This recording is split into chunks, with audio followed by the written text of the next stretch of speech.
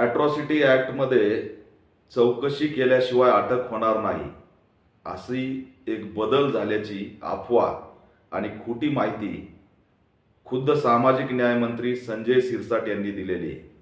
मुळात 2025-26ला कोणताही ॲट्रॉसिटी ॲक्टमध्ये बदल झालेला नाही। संजय शिरसाट यांनी अज्ञानातून केलेलं हे स्टेटमेंट आहे, याचा ऑल इंडिया पॅंथर सेना निषेध करत आहे। दुर्दैव आहे की अनुसूचित जातीचे असलेले संजय शिरसाटच सामाजिक न्यायाची भाषा सोडून सामाजिक अन्यायाची भाषा करायला लागले।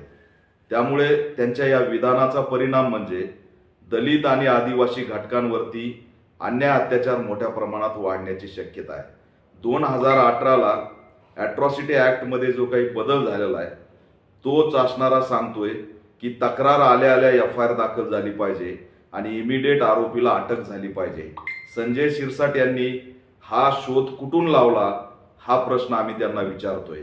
त्यांनी अफवा पसरवलेली आहे, मिसगाईड केलेलं आहे, मिस इन्फॉर्मेशन दिलेली आहे आणि याचा परिणाम समाजात झाल्याशिवाय राहणार नाही।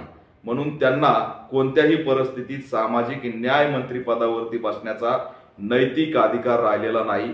तात्काळ त्यांचा राजीनामा राज्य सरकारने घेतला पाहिजे अशी ऑल इंडिया पॅंथर सेना मागणी करत आहे। दुर्दैवाने अन्याय अत्याचार, दलितांच्या भूमिका आणि ॲट्रॉसिटी ॲक्ट याबद्दल संजय शिरसाट यांना कसलीही माहिती नाही। ते अफवा पसरवत आहेत, हेच असणारं सत्य आहे आणि त्याच्यामुळे त्यांचा सामाजिक न्याय मंत्री पदाचा राजीनामा घ्यावा अशी ऑल इंडिया पॅंथर सेना मागणी करत आहे।